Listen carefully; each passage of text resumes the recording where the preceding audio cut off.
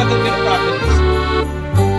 ఓ దైవజనుడు ఒక ఆయన ఆఫ్రికా దేశాల్లో, ఆఫ్రికా ఖండం ఆ దేశాల్లో ఒక ఆయన సేవ చేస్తా ఉంటాడు. ఆయన సేవ చేస్తా ఉంటే ఆ చుట్టుపక్కల ఉన్నటువంటి చాలా మంది ఆయన్ని ఆట పట్టించాలని, లేదంటే ఆయన మీద ఏదో ఒక నేరం మోపాలని, లేదంటే ఆయన గురించి ఏదైనా బ్యాడ్ గా ప్రచారం చేయాలని చాలా మంది ఉంటారు కదా. ఇట్లాంటి దేవుని బిడ్డలు అంటేనే ఏదో ఒకటి తప్పు మోపాలని, సేవకులు అంటేనే ఏదో ఒక తప్పు మోపాలని చూస్తా ఉన్నారు.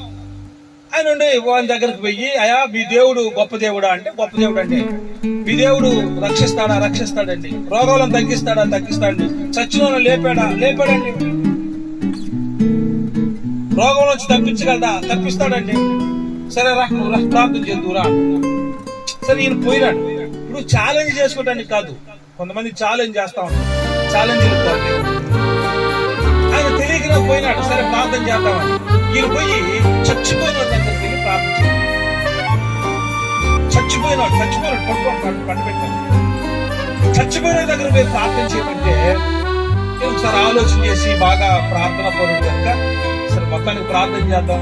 మనం ఉండటానికి బ్రతకడానికి ఏదైనా దేవుడే, ఉన్నా దేవుడే, చచ్చిపోయినా దేవుడే, ఈ మధ్యలో చనిపోయినా చనిపోదాం, దేవా నీ నామం మహింపరచబడాలని చెప్పి మొత్తానికి చచ్చిపోయిన దగ్గరికి వెళ్ళి అనేక మంది ఉన్నారు, చుట్టూ తిరుగుతా ఉన్నాడు. చుట్టూ తిరుగుతూ ఒకే మాట అన్నాడు, జీసస్ జీసస్ జీసస్ జీసస్ అంటాడు. ఏమన్నాడు చెప్పండి, ఏమన్నాడు? తిరుగుతున్నాడంటే కొద్దిసేపు చచ్చిపోయినాడు కూడా యేసు యేసు యేసు అని వెనక తిరుగుతున్నాడు. చెప్పండి కూడా గట్టిగా. ఆశ్చర్యపోయాడు. దేవుడు ఏదైనా చేయగలడు అనుకుంటారు. ఆయన చచ్చిన వాడు లేపగలడు, రోగాల నుంచి విడిపించగలడు, ప్రతి పరిస్థితుల్లో తప్పించగలడు.